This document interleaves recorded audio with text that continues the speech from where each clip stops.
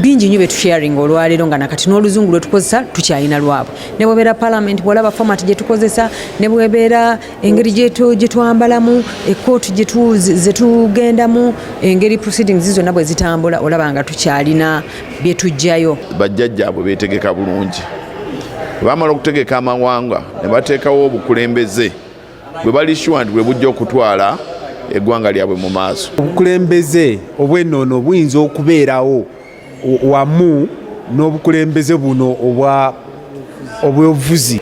Queen wa Bungereza abadde simbo wa unity mu mawanga gano gaffe aga Commonwealth.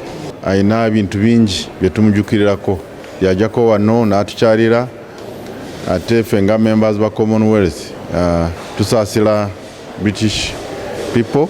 Abadde president wa Commonwealth, abadde ayagaliza amawanga gonna ebirungi enkulaakulana.